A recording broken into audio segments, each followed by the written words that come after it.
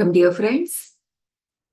So today's satsang will be led by Nayaswami Bhavani. But in the beginning, let's energize together.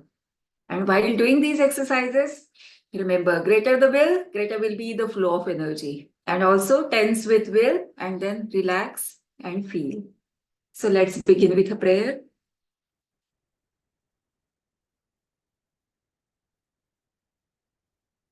O infinite spirit, recharge my body with thy cosmic energy, my mind with thy concentration, my soul with thy ever new joy. O eternal youth of body and mind, abide in me forever and forever. In the first exercise, double breathing with palm stretching.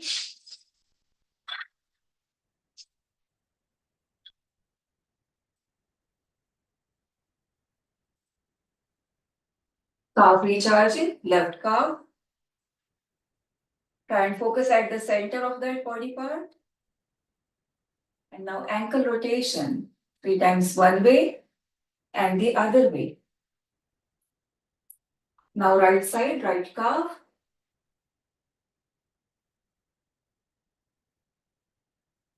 Ankle rotation.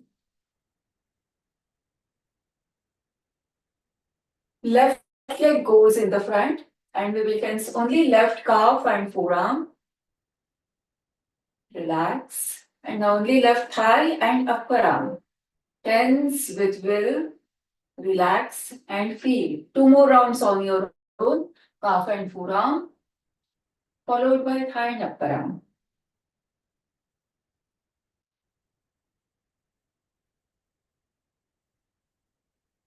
And now the right side. Right calf and forearm. Relax. Right thigh and upper arm. Relax. 2 more rounds.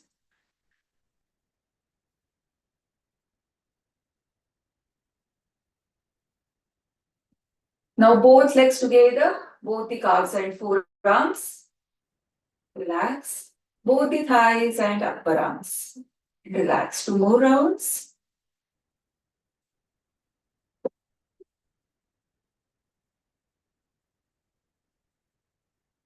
Now left side of chest and buttock. Tense with will, relax and feel. Right side of chest and buttock. And relax. 2 more rounds.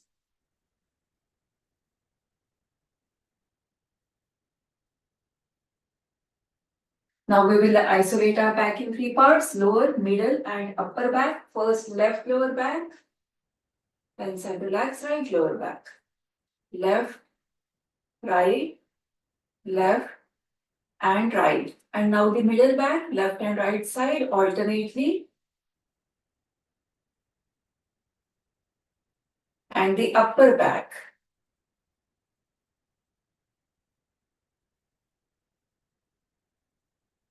Fingertips on your shoulders, shoulder rotation with tension in your shoulders. And the other way.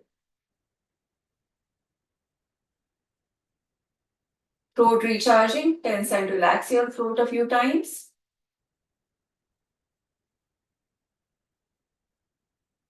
And right side of the neck alternately.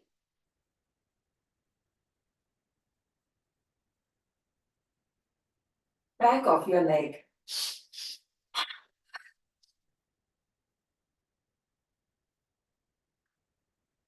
Slightly elongate your neck, neck rotation with tension. And the other way. And this time neck rotation without any tension. And the other way.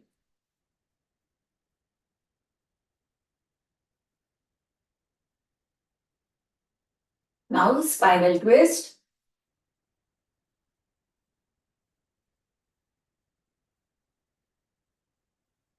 Spinal rotation. Try and keep that arch throughout.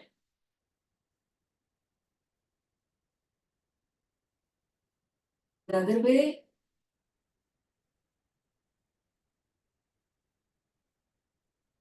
Spinal stretching sideways.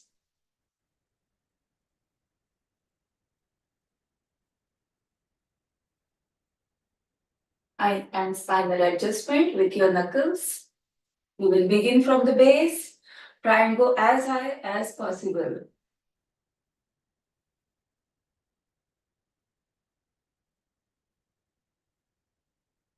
Now upper spinal twisting.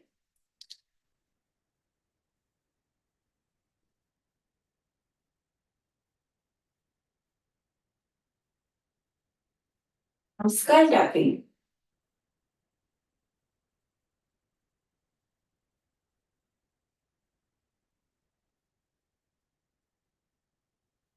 Scalp massage.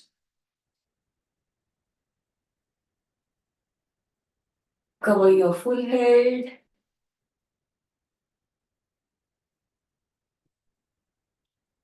Medulla massage with 3 fingers, 3 times one way, the other way. Double inhale, go back. Double exhale, relax. 2 more rounds on your own.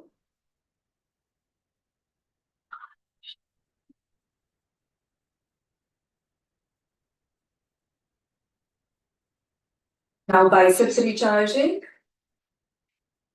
Try and focus at the center of that body part. Tense with will. Relax and feel.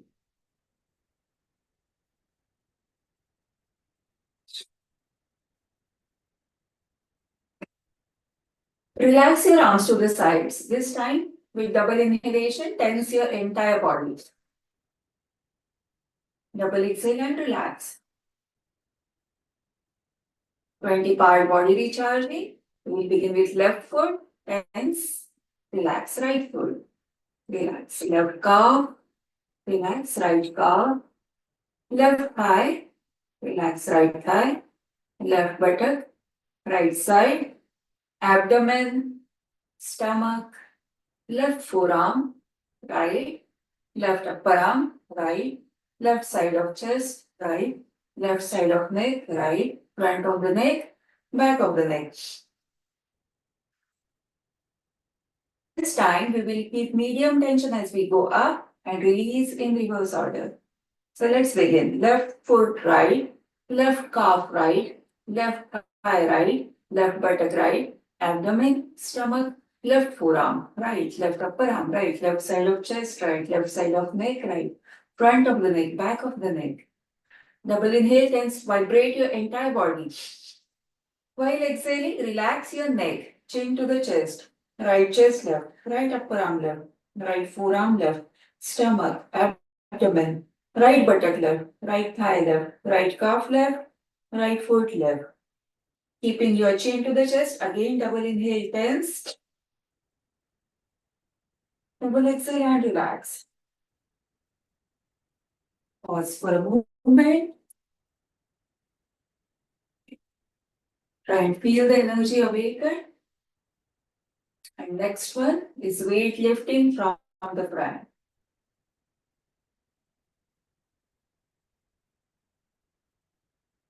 Lift those imaginary heavy weights with control, put them down. Now double breathing with elbows touching.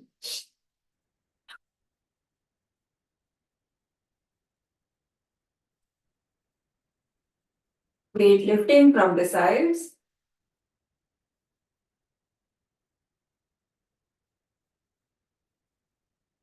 Arm rotation in small circles with tension in your arms.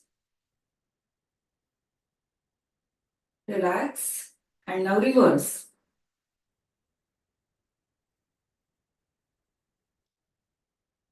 Relax your arms. Now weight pulling and pushing from the front.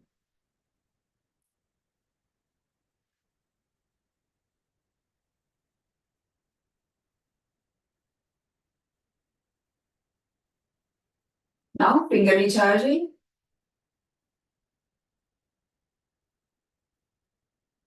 Weights in the front, up above. 4-part arm recharging.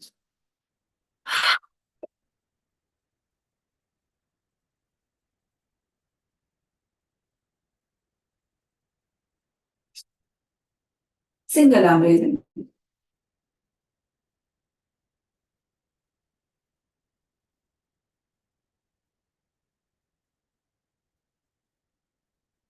Sideways.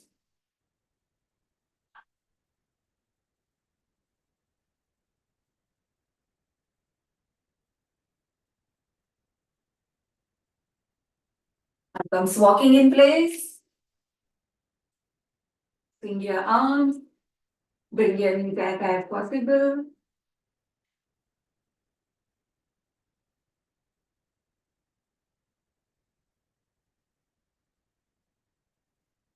Now running in place.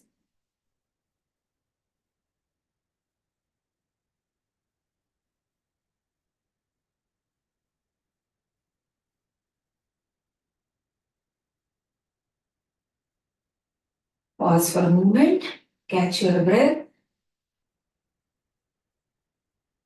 And here comes fencing with opposite hand and leg.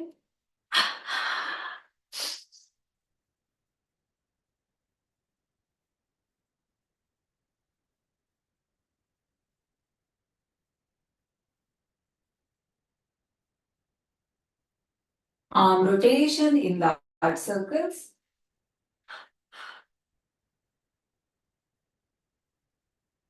The other way.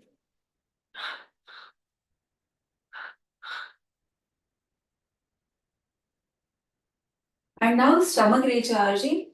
So after exhaling, bring your stomach in. Hold for as long as possible.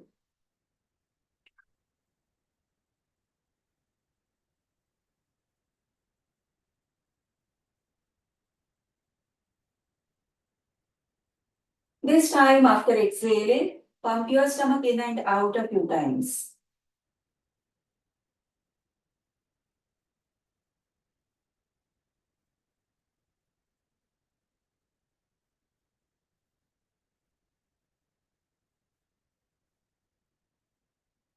Now try and isolate your stomach to the left and right.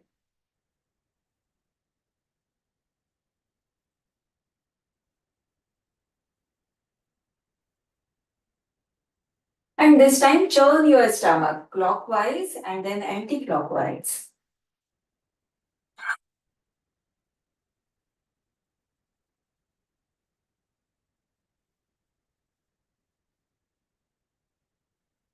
Again the first exercise, double breathing with palms touching.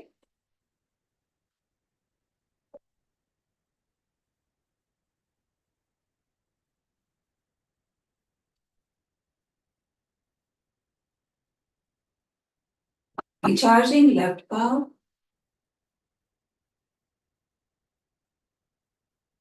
Ankle rotation. Right side, right calf. Rotation. Keep recharging. Pay attention to the left hip joint. Start rotating here. Leg. The other way.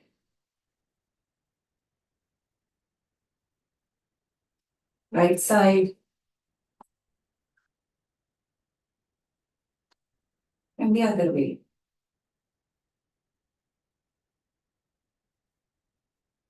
Last exercise, double breathing without any tension. We are going to do 5 to 7 rounds.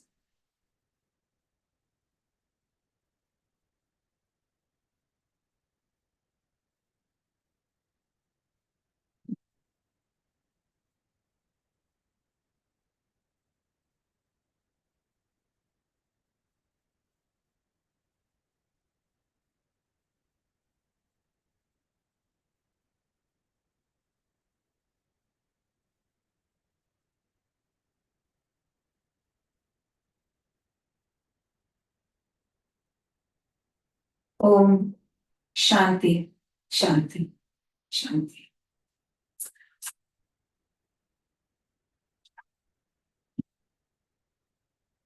You know, today's Bhagavad Gita Satsang will be led by Nayaswami Bhavani, who is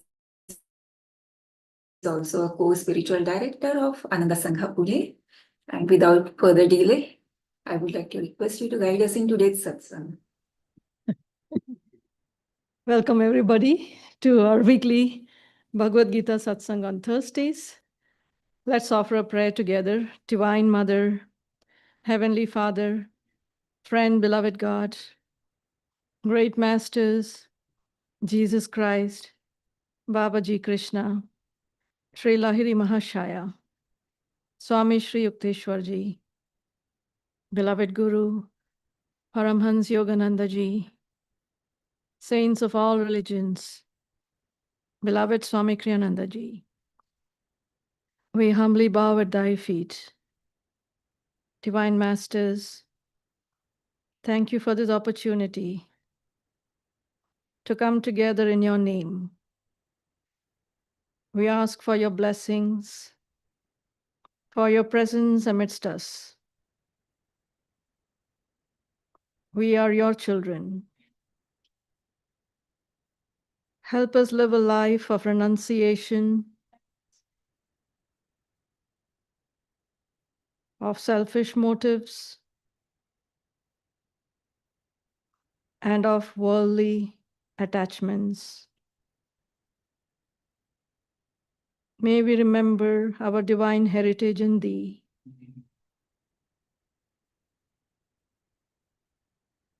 Through the daily practice of Kriya Yoga, help us come home to thee. Om Shanti, Shanti, Shanti. Sitting upright, let's open our hearts, invoking the blessings of the masters, of the gurus.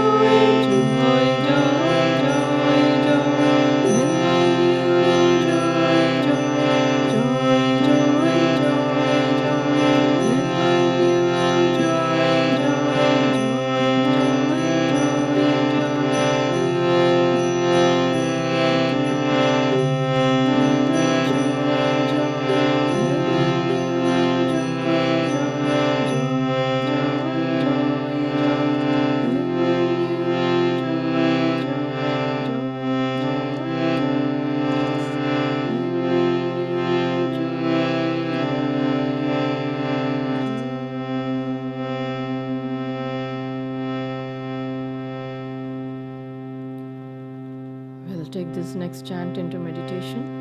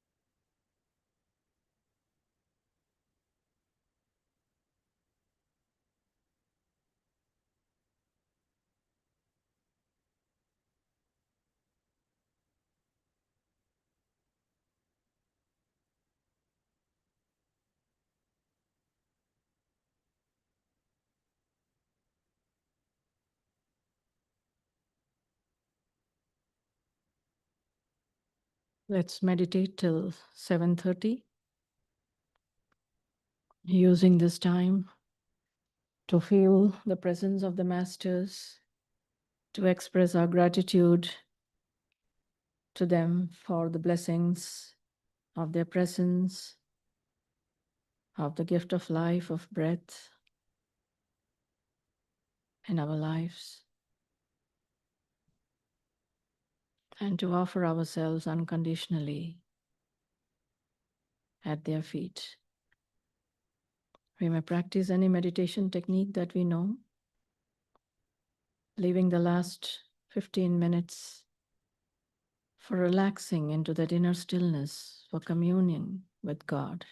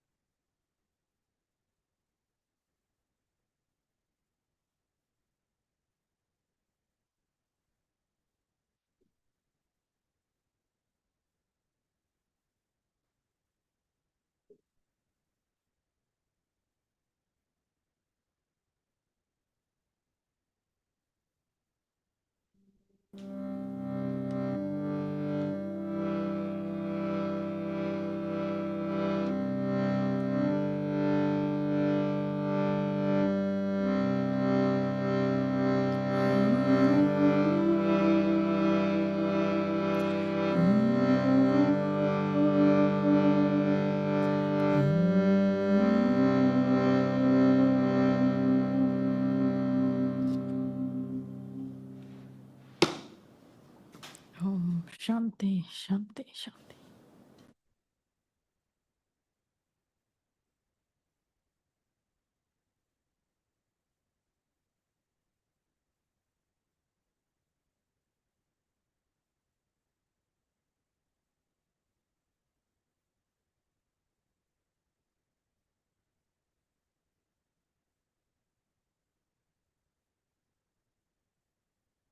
Good evening once again. Welcome.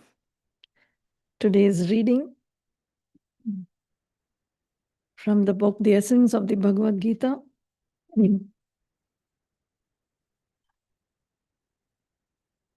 Is from the chapter 6, the True Yoga, verse 2. Understand, O Pandava Arjuna, that what the scriptures call sannyas, renunciation, is the same thing as yoga. Indeed, without renunciation of selfish motive, one cannot be a true yogi. In these verses, especially the first and the second, Lord Krishna is talking about the difference between the renunciate and the yogi. But we won't go into that philosophical discussion for today. What I wanted to focus on is the theme of selfishness that is mentioned in the last line, where Krishna is saying that to be a true yogi, we must renounce selfish motive. And as we were meditating, I was just thinking that our lives are, it's a tumultuous flow of God's bliss in creation. And this journey from freedom to bondage, and then from bondage to freedom, is an adventure like none other. We come with a great divine inheritance of infinite bliss. And like the prodigal son, we quickly squander it. And we come into this strange new place, this body, this earth, and we are fitted with 5 senses. We have the spine, we have the brain, we have the mind, the intellect, the feelings, the ego. Oh my gosh, we lose our way. It's too much, too many gifts. And we become over-identified. The soul loses sight of itself. Every soul is enthroned in omnipresence, but it loses sight of that omnipresence as it begins to become identified with this body, with the mind, the intellect, the feelings, the ego, and begins to feel more and more a separation from its parent, from bliss. And very quickly, it loses completely that experience of the bliss that it once knew. And now, like a beggar, it's looking for a little happiness here, a little joy here, a little money there, a little desire there, and so on and so forth. What is selfishness? Where does it arise from? It arises from our identification with this body. There are many bodies in this universe. We won't say it infinite because creation is finite, but the universe is still expanding. So it's hard to even put a finite boundary around creation. So when we find ourselves in the midst of the numberless many, we begin to start thinking, what about me? What about myself? How can I preserve my needs? How can I take care of my needs? How can I preserve myself? How can I take care of my interest above others? And selfishness arises from the will, the divine will that is given to us as a divine gift. When that will, identified with this human body, begins to rise in opposition to the divine will. And Yogananda ji says, what a journey, what a journey this is, that we come to the point that we think that our little puny strength, as he calls it, begins to pit itself against God's infinity. That is how blind we can become when we become identified with this body. And Yogananda ji said there are 3 kinds of selfishness. He said there is evil selfishness, there is good selfishness, and he said there is sacred selfishness, which is commonly known as selflessness. And it is interesting, we may think that, oh, evil selfishness, evil is no longer part of my drama. I've been there, done that, I may be selfish in a good way. But think about it. History gives us examples of Judas, who was responsible for crucifying Christ. Master said he was an advanced prophet. And what is evil selfishness? It's selfishness that just takes care of your interest but brings harm to others. And likewise, Dhirananda's betrayal of Yogananda ji. He was unable to handle Master's success in America. He was jealous and he sued Master, left Master's work, betrayed him. Difficult. Now, Master said, despite all this, within 3 lifetimes, he is going to find liberation. So he too is an advanced soul. If he is going to find liberation in 3 lifetimes, he is not an ordinary, young soul in creation. But we need to be cautioned about the power of the ego to make us blind. And the Mahabharata is full of many such examples. We see Duryodhana's greed, how it blinds him. And it leads to the destruction not only of himself, but of the whole clan. And it even threatens to destroy the world, that an avatar like Krishna had to take form to rescue the world from such evil intent. That where the ego is, Swamiji said, when he would see people suffering, he had great compassion. And he said he was filled even more with an urgency to find God. Because he said, I realize that as long as the ego is present, I too can fall to any one of those ills. And this is something we want to remind ourselves of.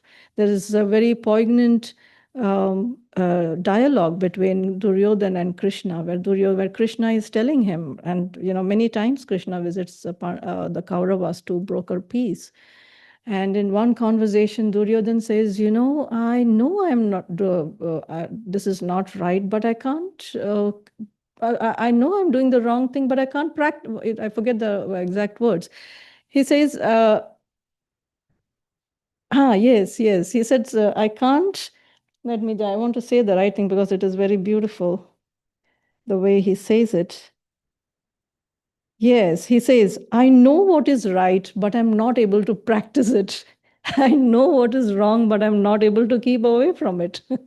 And there are things in our life too where we will find ourselves through the force of habit, through the force of emotional helplessness. We know what is right, but we simply don't have the strength to take the road.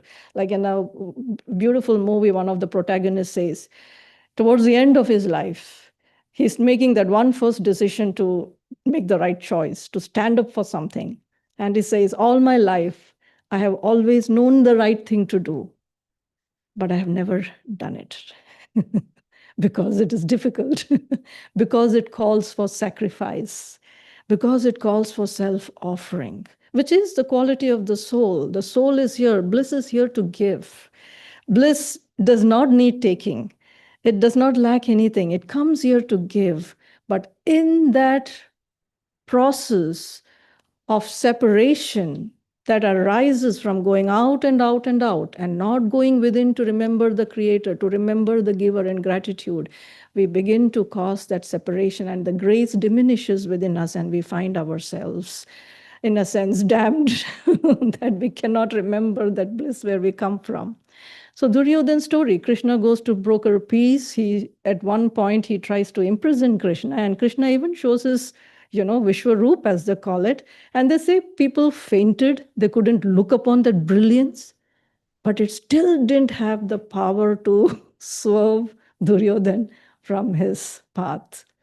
And Master said one of the ways to overcome and rise above evil selfishness is to try to do something good. One step at a time. Take one baby step at a time. But good selfishness, he said, is important. Do one little thing that will bring or include others in your happiness. And life has its natural momentum. You see, at some point, people get married, that brings about a family. Now you have to care for children, you have to care for your spouse. So all your interests and impulses that so long had to be only about, in our young days, you only had to worry about yourself, think about yourself, make your plans. You didn't have to worry about 10 other people, whether they are in it or not. Then you get married or you have a close friendship, and soon you begin to realize the need to include that person's happiness also in our own. So life also has its natural momentum, which begins to gradually expand our sympathies. And Yoganandaji would say, take those chances. A yogi does not wait for those chances to come by. He chooses them. But if we do not have that strength to choose to, and we, then he said, when life offers it, take those chances and take a step forward. Good selfishness. What is good selfishness? You include, you start with the family, you start with a friend that you love, and you include them in your happiness. And slowly, this is the same story, from tamas to, from Shudra to Vaishya to Kshatriya and finally Brahmin. And slowly you begin to expand your circle of, happiness by including others. And there's a beautiful story I just recently came across. Master said, when we do a good turn, it invites, others to also share goodness with you and with the world. And this particular story of Roger Federer is very heart touching. It is a very recent event in 2025. Sometime there was a event convened to pay tribute to his life, to his tennis career, to his legacy, and he too was surprised by the presence of twin sisters who came there to meet him, and they announced a special fund for underprivileged children in Roger Federer's name that was to be used for their education. And he was very touched. He recognized those two twin Swiss sisters. So let's flash back to 2005 when he was just beginning to become known through his tennis career. And he was paying a charitable visit to a remote village in South Africa. And outside a health clinic, he saw an abandoned twin babies. And he just felt deep compassion for them, and he couldn't move away from them. He said, no, I got to do something about this. He immediately, got in touch with a foundation partner and arranged for their finances, their education, and other needs to be taken care of. And he kept in touch with this partner throughout. And 20 years later, those twin sisters, they had grown up, they were doing well, and they had come to pay back, to return. They said, we don't remember. Here's the beautiful thing. They said, we don't remember being abandoned. We remember being saved. And Federer, of course, was so deeply touched. He said, I thought I was saving two lives. I didn't expect this to come back and inspire the world. But this is how one selfless act can have a resounding repercussion in the world around us. We have no idea. And these acts of selflessness needn't only be about outward things. It can be the peace you carry within. It can be the peace we carry within us. It can be the love we silently share through understanding, through kindness, or through compassion. It can be. It can be joy. It can be wisdom. That is given in times of need to somebody who needs it.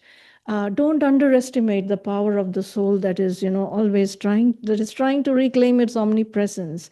And God gives a chance to each one of us. And let's remember to be aware, to practice self-awareness, to practice introspection, and to practice, of course, our daily practice of meditation. But coming back to these different types of selfishness, then Master said there is sacred selfishness, which is selflessness that we call. That is when he said, when the doer realizes his oneness with all that is, and his body, his mind, his spirit, he realizes is not just this form. It is the same as the many other countless bodies that are around. And Master said, whatever he does, the sphere of influence includes all those that feels dear to his heart. And here again, I came a beautiful story. We all know this story. And this is again from the Mahabharata, but I thought it symbolized this practice very well. This is when Dronacharya is wreaking havoc in the Pandava army. And the Pandavas are, they're wondering, what can you do to stop Dronacharya? And Krishna and the Pandavas, they're trying to devise a strategy. And they realize, what's dear to Dronacharya? It's his son, Ashwatthama. And there is an elephant in the battlefield, Ashwatthama, who was dead.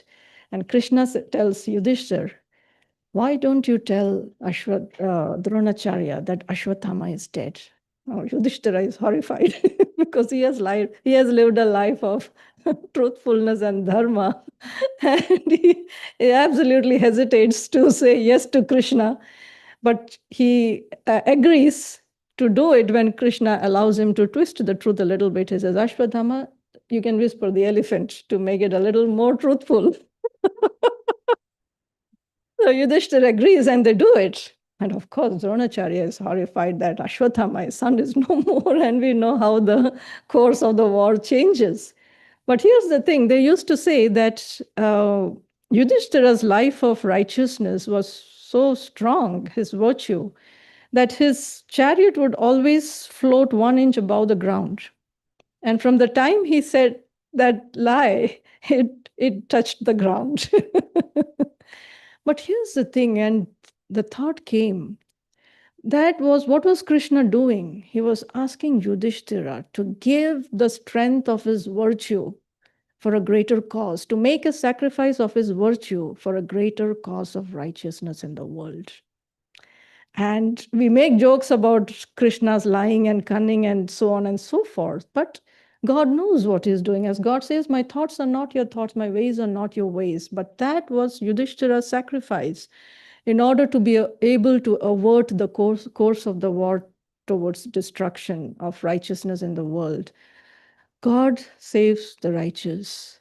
When we are selfish, when our motives are driven to exact treasure only for us, in the process either causing harm or is limited, what we are doing is limiting the course of our own destiny and limiting the miracles that can otherwise manifest in our life. It is by following the laws of Dharma, it is by following the laws of this plane. All of God's secrets are written in his book in creation. What's happening in front of you is the unfolding of his laws. All we need to do is, through the daily practice of meditation, expand that sense of self-awareness, develop receptivity, acceptance, gratitude. Sacrifice is very important. The very act of creation is a sacrifice. God does not create it out of something, he offers himself. So all that in the olden ages in Kali Yuga, they would catch a goat or a sheep or a cow and sacrifice. But that was the real sacrifice, is an giving up, is an offering of something within you. And even in our practices in discipleship and Kriya, what are those offerings? Sometimes, we can be very casual, just pick a flower from there. Often these days, we even forget to get our own flowers and fruits. We know it's kept waiting. You just come, pick up a flower, a fruit, offer it. But that is not the self-offering. Did you really feel in your heart the devotion that this flower is only going to symbolize? The real offering is the devotion of the heart. The real offering is your karmic, your karma that you're offering to the Guru. Have you prayed to the Guru? Are you coming with gratitude that the Guru is taking on the karma of your millions of incarnations and is offering us his good karma? That is the understanding, the self-awareness with which we want to carry those offerings to the altar. And I want to close with this by saying that the masters, the lives of the masters show us, they use, as this is Yogananda ji saying, he says the masters, the saints show that the use of the mortal body is to invest in immortality. That every thought, every action, is it sowing the seeds of death in our consciousness, or is it sowing the seeds of life, of eternal life? Every breath brings the promise of immortality. Every breath brings that promise of eternal life. Are we binding it? Hence, when we bind it in selfish deeds, it's like extinguishing that light. And let's look to the masters. Let's take inspiration from their lives and consciously, with self-honesty, with deep sincerity, ask ourselves, do I have a selfish motive here? It's very interesting. Somehow I was not able to prepare well for this satsang. And so today was destined to be the day when I was going to concentrate. But, I just was not able to give time to the satsang. And I realized Master was at it. I ended up doing other things that he called me for. And I realized that in my knowing, there was no selfish motive. But then I also realized that there was selfish motive. And, after some time, somebody else walks in with a harrowing story of possession, and they're, within spending time with them, at the back of my mind was, I'm losing hours. Then I said, no, this is Master at work. Let me give my full attention to what is happening here. So why I share this is, we often don't even realize how invested we are in our plans, in our intentions for the day. We must be, but we also want to be open to the change of course in the events that may play out, and be open to, well, Master, do you want it differently? And if we can play it differently. But this is a great adventure, friends. From freedom to bondage, from bondage to freedom. The way forward is inner freedom. And let's choose inner freedom through selfless actions. Om. We'll now have an arati.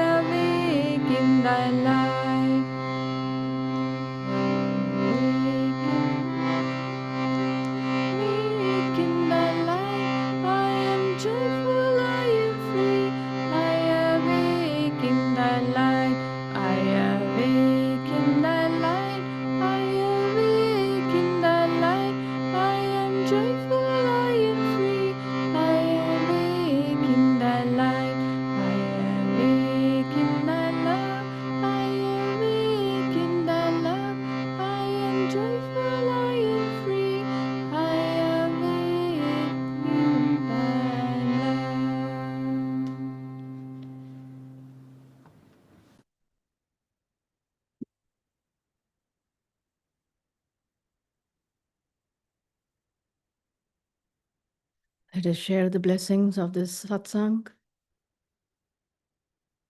with all those in need of God's light, all souls everywhere, all things in creation. Remembering our oneness with all that is, let's invite Divine Mother's blessings upon all souls everywhere. Divine Mother, thou art omnipresent, thou art in all thy children. Manifest thy healing presence in all bodies, in all minds, and in all souls.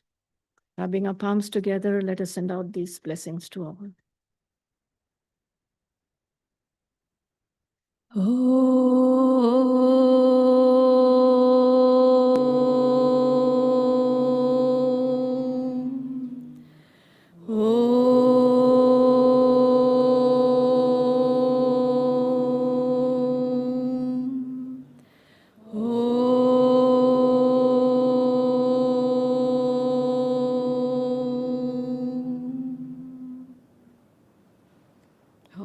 Shanti, Shanti, Shanti.